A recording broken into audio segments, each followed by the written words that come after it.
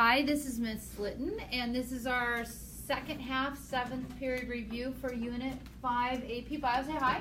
Hi. All right, first thing I want to address, just so it's on our, in case somebody's listening to this, you have an assignment that's due tomorrow, right?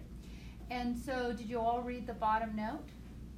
Okay, so what I'm looking for there is that you did all of your work, and they did all of their work, and then you talked over the answers together and had some sort of discussion about it, and I can see little bits of revision or collaboration on what you did or added comments to it. So when I look at version history, I know whoever is the pole position people, you know, first group, right? I'll expect more of theirs on there since you're using their document. Does that make sense? But then the merged people, I should see some contributions in there, the team that's merging on. I should see some contributions intermittently. I don't expect them to have as much as the original team since they're the one who did the original document and you decided to merge onto theirs.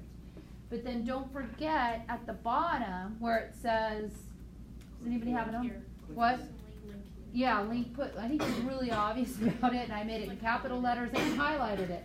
Okay, so what you would do is highlight that link and then put an attached link from your team, whoever the merge team is, so that I can click on that and see your version history and see that you did your entire document. Okay? Questions or concerns about that process? I didn't get anybody email me a question about it, so I'm assuming you understood it when I gave it to you the first time. Does that make sense? If for some reason you already turned it in and you didn't have it just right, it's not due yet, so what could you do? Unsubmit it. Exactly. Just unsubmit it, fix it, and then turn it back in. Does that make sense? Okay. Any questions about that? Okay. So this part right here, we've already gone over and we have discussed, and you already have a review that you can use in order to prepare for your multiple choice. So that's already out there. What's left are these three right here and any associated additional objectives. This one right here, we're going to talk about in class tomorrow, and so we can talk about any essays related to that in class tomorrow. Okay? Big ticket item on flowering plants, nutrition, and transport. So just before we look at the potential essay questions, you obviously have your additional objectives that are related to that. But when you think nutrition and transport and chapter 25, what are some big ticket items we discussed in that? Just like, let me hit save because I changed that real quick. I'm ready. Yes. Exactly. So I would know everything to know about xylem and phloem.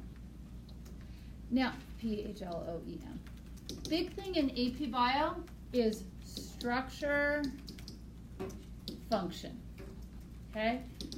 How does the structure of that item meet its function? For example, when you look at root hairs, and you look at their structure, they're very small, you know, very thin, then you know, well, they increase surface area for water absorption. It facilitates that process. Structure meets function.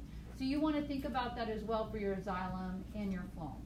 You would want to know anything related to how xylem works, right? So you would want to make sure you can talk about the TATC,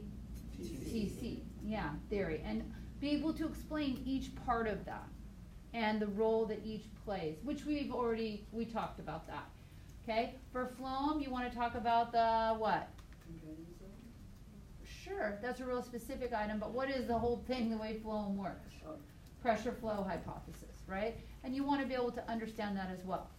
Now, one thing that contributes when you think about water transport is you want to think about root pressure too, right? And you want to include that because that helps get the party started, right? That you have, you're following that water potential gradient. So you're going to want to talk about root pressure and how that is discussed. Again, like I told you before, when you're preparing for an AP exam, what is any kind of theme or trend or repeating unit you saw when you studied xylem and phloem? Proton pump. Where are all the places we saw proton pump? In the roots for root pressure, right? What else? Okay, the stomata, to get the stomata to open in exchange for potassium ions. Where else did you see it? Yes? Mineral uptake. So it serves several different purposes. So you want to talk about all the different ways that you see that. That would be an interesting facet to explore there. Was there something else in that chapter that we talked about that you remember off the top of your head that you think is a big ticket item? Did we look at parts of the plant? And I know I hit this on your last test, but like the function of roots, the function of a stem, right? The function of leaves and the roles that they play too, right? So when you talk about water movement, why do you need the water, right? You need the water for what process? Transpiration is how water moves, but what do you need it for? Photosynthesis. Water, water, water, water, water. What are we going to do? Break it in half. So one thing you need it for is for photosynthesis. What's another thing that plants use that process for? Not cellular respiration. Cooling, yes. A cooling process, right? What's another thing they could use that water for? This is where you reach above and beyond into your previous chapters. How about trigger pressure? To hold a leaf upright, to fill the vacuoles. What's another thing you could use that water for? Pressure flow hypothesis, moving sugars, right? So think through big ticket items. How do I use something? Why do I use it? What are all the purposes that it serves? If I was going to talk about the pressure flow hypothesis, I would probably bring up the idea of a source and a sink. And I would talk about how that can change, right, depending on the seasons. The source is not a permanent thing. The source is just wherever the sugars are concentrated. Could be in the leaves because the leaves are around, or in the winter it could be the roots. I would be able to compare and contrast xylem and phloem. Those are your vascular tissues in your plant. So how is it that xylem and phloem are similar? How are they different? Like a Venn diagram, right? Unique to them and where they overlap. Those are good strategies for making sure you understand xylem and phloem. Okay, 26 we'll talk about tomorrow, but what I would really, just if I'm going to preload you, if you're preparing for class, you've got like 5 hormones, 5 key hormones. Auxin is oleoauxin free. It's involved in so many different things, right? Auxin is involved in phototropism, where plants turn towards the light. Auxin is involved in what? What else? Do you remember? Have you studied it yet? Well, there's cell division in relationship to cytokinin. There's a ratio of that. Apical dominance. So there's several different things that you want to be comfortable, but auxin is your key hormone to know. Cytokinin, what do you hear in that sounds familiar to you? Cytokinesis. So I think about cell division. And so cytokinin is about cell division and organ development. When we think about gibberellins are about breaking seed dormancy. GA3 is a big one like that. And this is like busting out of a seed. Okay, those are gibberellins. When you think of ethylene, I always think of old Aunt Ethel, and it has to do with aging and ripening. She's old and ripe. I know, that's a really nice message. But these are the things they spray on tomatoes once they pick them, because they'll pick them where the skins are still strong, and then they'll spray them so that they'll look, you know, like tomatoes can look falsely ripe and they're really not that yummy, but where if you pick them vine ripened, they're so much different, right? That's because they've sprayed them and forced the ripening with ethylene. And we'll talk about that tomorrow as well. And then abscisic acid. Now, when you hear the word abscisic acid, do you think of things like promoting or inhibiting? Really? I think of acid as inhibiting and preventing, right? So abscisic acid basically does all the other things. Instead of breaking out of dormancy, it says you should winter. Instead of opening up stomata, it will what them? Close. Okay, so that's just in general, okay? Then there's 2 other big things that are in that chapter as you've been preparing, and phototropism and photoperiodism.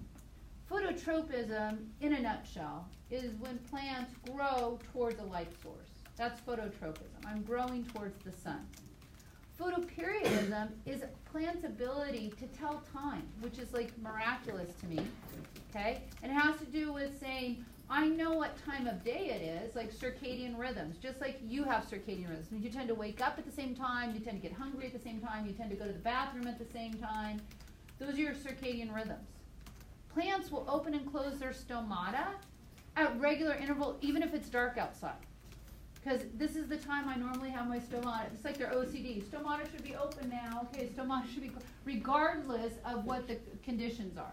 So those are their circadian rhythms. That's photoperiodism. But not only do they know what time of day it is, they know what time of year it is. So they know when to flower and when not to flower, if they're long day plants or short day plants. Okay? So those are two big key things, phototropism, photoperiodism. And obviously you have to have a way to detect that, a way to tell time. And like the days of old where you had a sundial, right? And you could see where the shadow fell.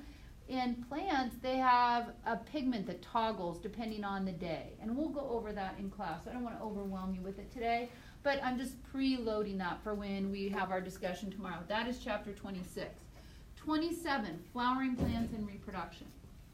Again, this is a time when you would know the difference between a gametophyte and a sporophyte. But now specifically for angiosperms, for flowering plants. So now you would want to know, for instance, what the gametophyte looks like, the megagametophyte versus the microgametophyte. Okay, and about that whole 7-cell and the polar nuclei and the double fertilization for angiosperms. You do not need to know every detail of the flower, but I'd expect you to know what the male parts are and the female parts and that there are petals, right? And what role they would play. That would be other key events you would need to know, okay? All right, now specifically, I'm going to set it right there. Thank you, sweetheart. Any questions? No. Okay. When you look at the potential essay questions, okay, so 1, that we already did that, right? Remember that fun one? 2, explain the physiological mechanisms involved in conducting both water and nutrients through plant tissues in order that they can maintain homeostasis. In short, describe how both xylem and phloem function. Would we already discuss that? Yes. Okay. Number 3, concerning plant reproduction and homeostasis. Diagram and label the alternation of generations. Have we already done that? Yes. Okay. As well as the parts of a complete flower. And I'm telling you, no, in this time, you're leveling up. Take your alternation of generations and be comfortable with it with angiosperms. Okay, with angiosperms. B, identify and explain various ways that plants maintain homeostasis through feedback mechanisms. This is think hormones. And those are those 5 hormones I already talked to you about. There were also additional things that you learned about, right? Like how they respond to herbivory, when something's eating them, right? Or they have trichomes, right, that release chemicals that cause them to smell sweet to the predators that might eat them. I mean, it's really pretty cool, right? Some of the adaptations that they have. Or you're eating me now, you herbivore, but because your saliva is now on me, I am now going to create a poison so that the next one that comes along and eats me will be poisoned. And I'm going to spread the word so other plants make that same poison. Those are ways of dealing with changes in their biotic environments. Abiotic environmental changes would be like light. I'm going to grow towards the light, or I'm going to grow with gravity if I'm roots, but I'm going to grow against gravity if I'm a shoot. Does that make sense? Okay. Then your next one, photoperiodism and phototropism. I gave you a little bit of an intro on that, but we're going to hit it again tomorrow. Are plant behaviors that increase fitness. Remember, what is fitness? Ability to pass on your genes.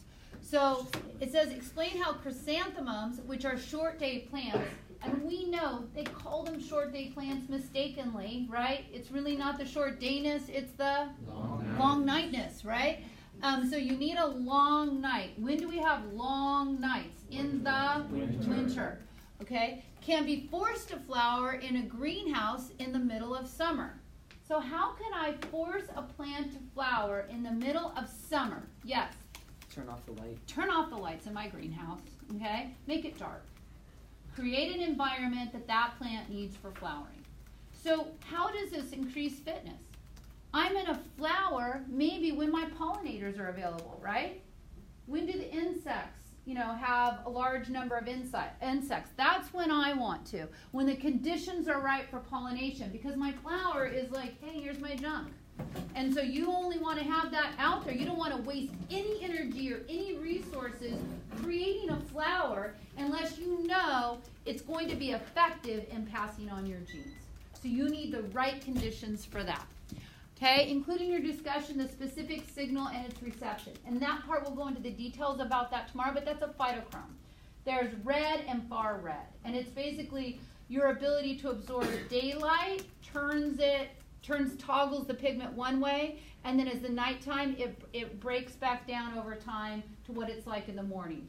And how long and how much, that would be part of photoperiodism. And B, a plant seedling will respond to strong directional light source. Explain how this occurs. So a plant seedling is a plant that's just a shoot growing up out of the soil.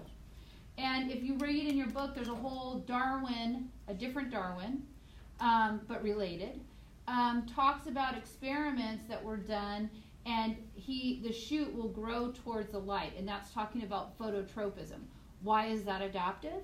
Because if I grow towards the light, right, because auxin, in a nutshell, okay, so you have this understood for tomorrow. If I'm a plant and the light's coming from over there, right, which side is the sunny side?